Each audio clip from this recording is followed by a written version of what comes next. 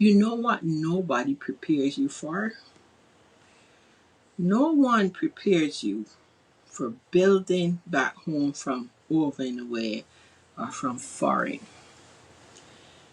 The loneliness of it, not the excitement, not the dream, not the beautiful renderings, the silence, the late nights, overthinking,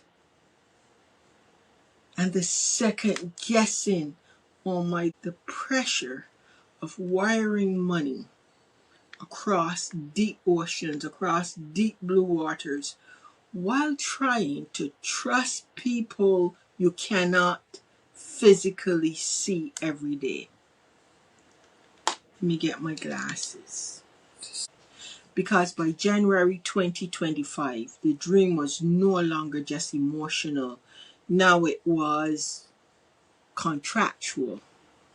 And when contracts enter in this boat, so does risk.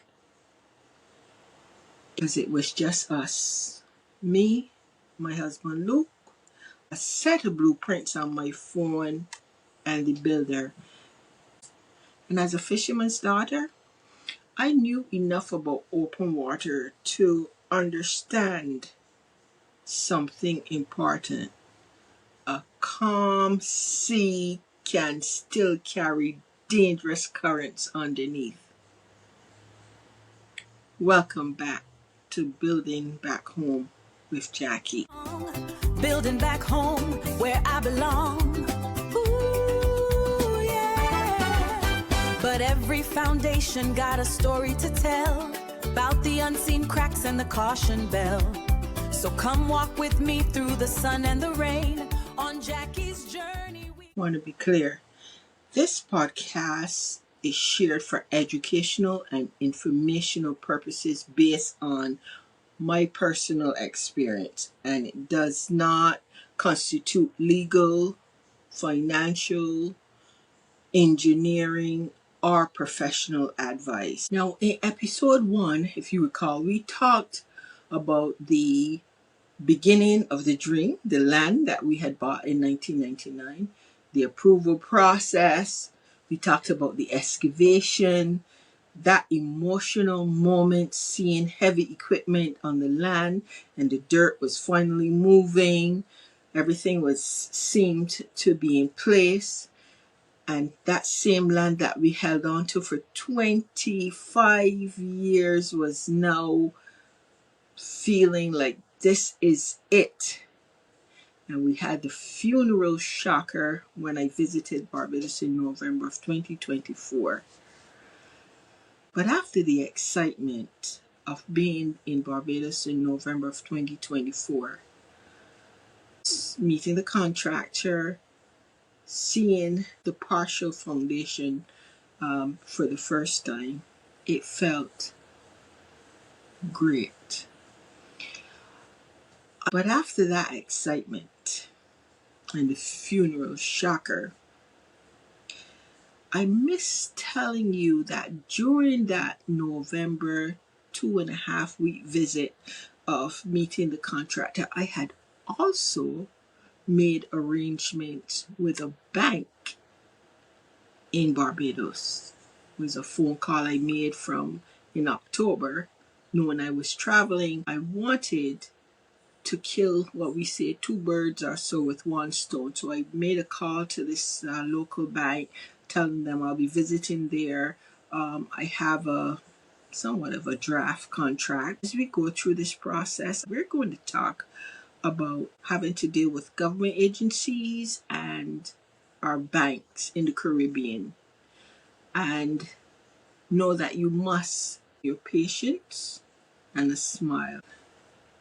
But after the excitement of the bobcat and the funeral shocker came the reality of the construction.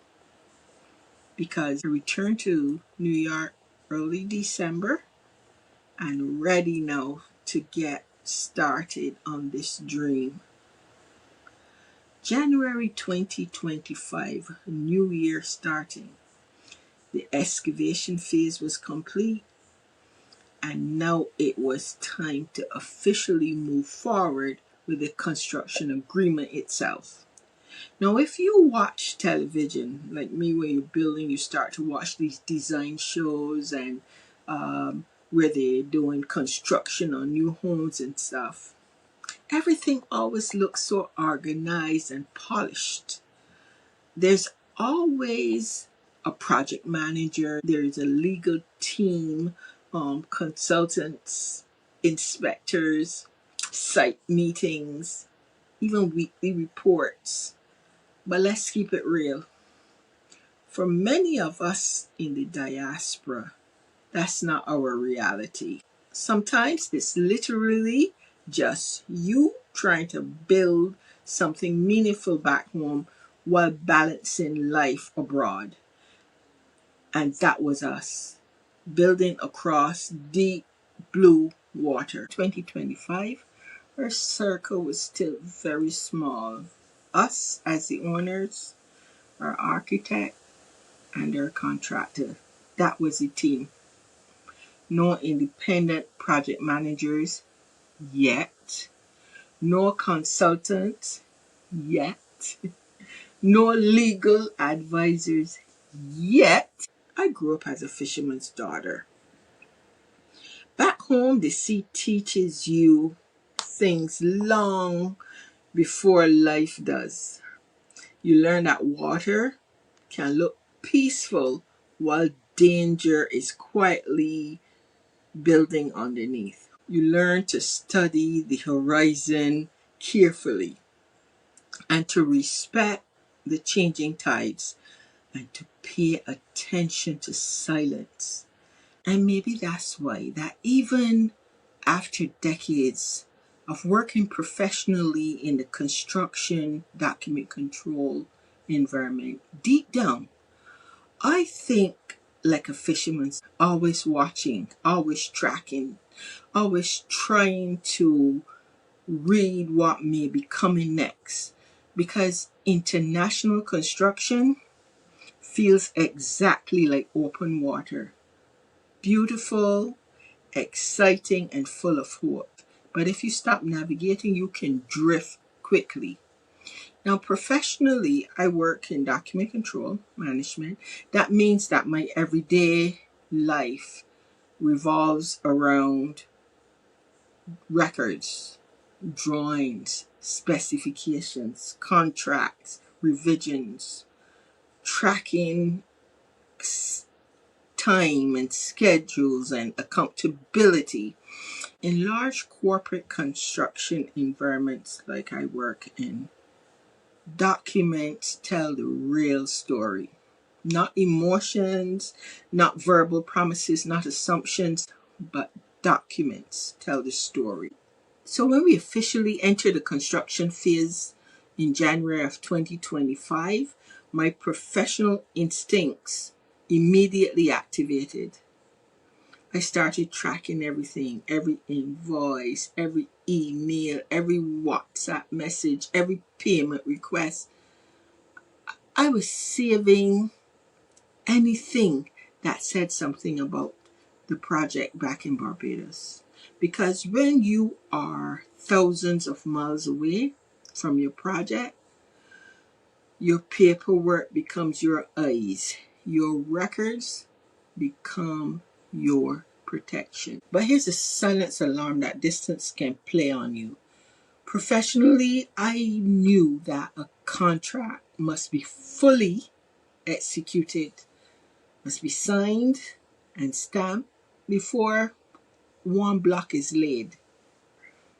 But when you are sitting overseas and like me in New York and you are looking at photos or video of little dirt moving, your emotional side whispers, don't slow down now. Don't slow down. Trust the handshake while paperwork will catch up. And that is the emotional part nobody talks about. Professionally, experience does not remove emotional vulnerability.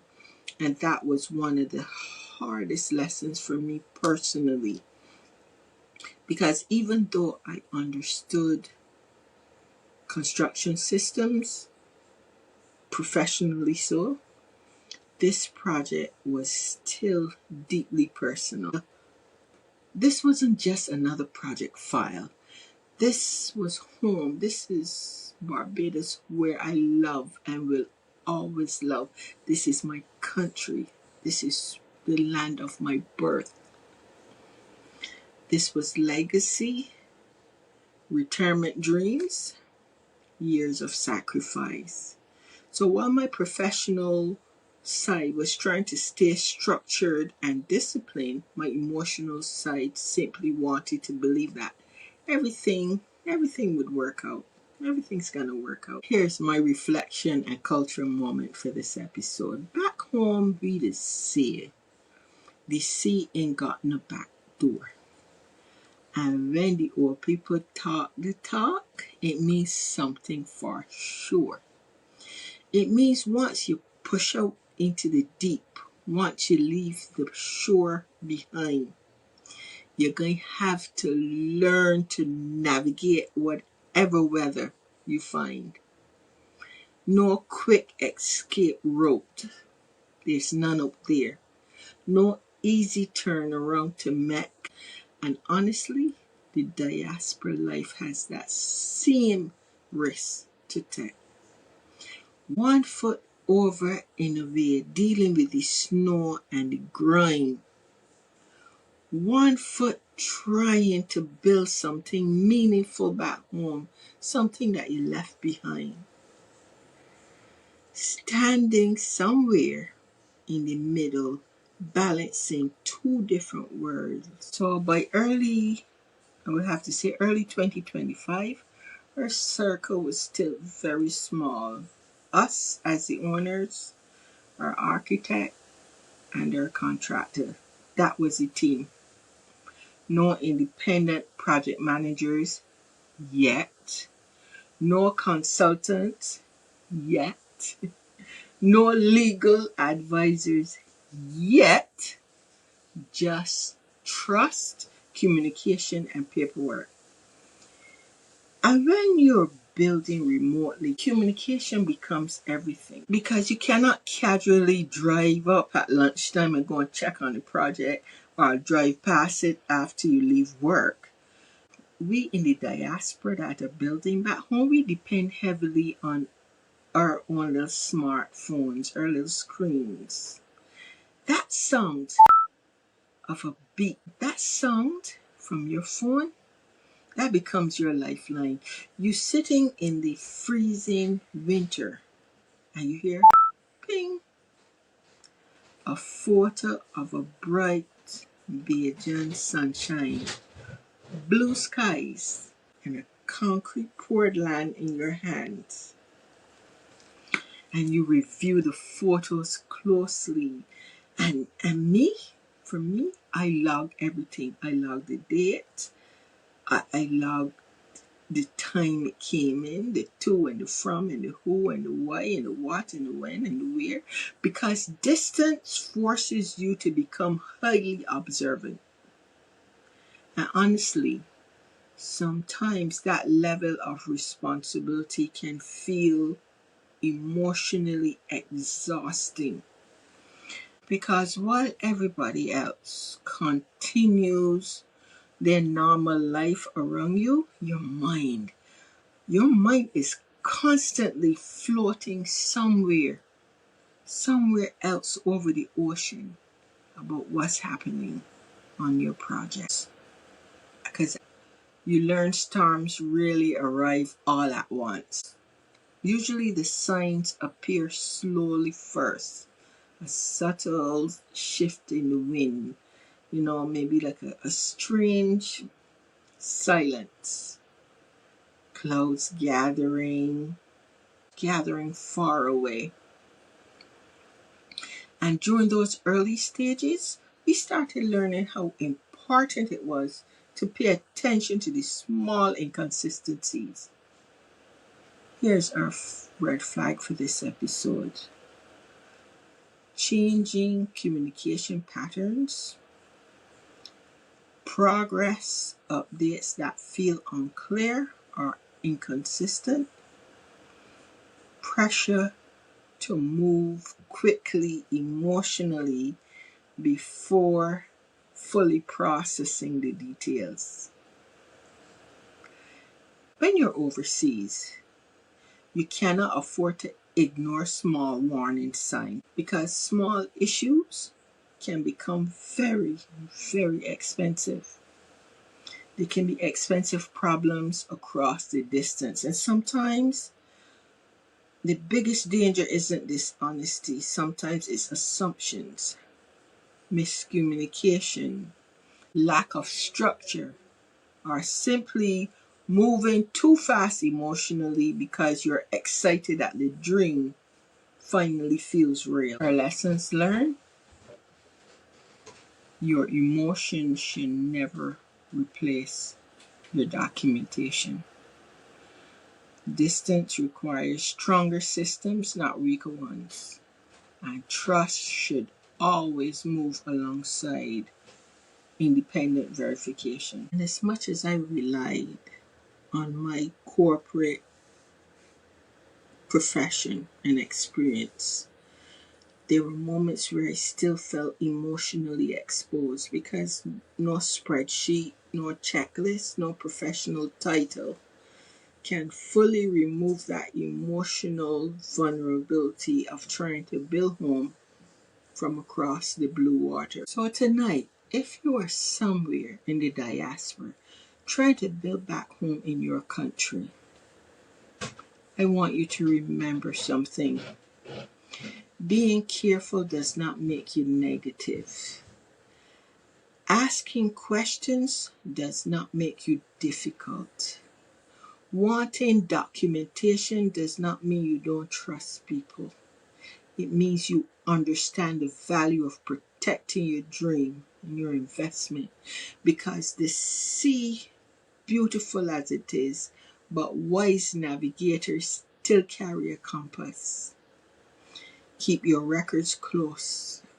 Watch the horizon carefully. Protect your peace. As careful as we were trying to be, there were already deeper waters ahead, and we could not fully see it yet. Because while we were trying to navigate contracts and communication and trust from New York, something else was quietly beginning to build underneath the surface. More payments, more moving parts, more responsibilities overlapping between contractors, suppliers, and timelines. Little by little, the lines between who was responsible for what started becoming less clear. I learned that confusion out at the sea can become a very, very dangerous thing quickly. And in the next episode, we are going to talk about the moment the tide started shifting. The supplier relationships, the payment pressures, the overlapping responsibilities, and the early signs that our boat may have already been drifting further offshore than we realize. Because sometimes the storms doesn't begin with one big wave. Sometimes it begins with small leaks, like I'm giving you each episode, because we ain't get near the eye of the storm yet. And nobody notices these small leaks at first. The upcoming episode is where the digital curtains start to come back and the waters start getting rough. Hey, water getting in the boat.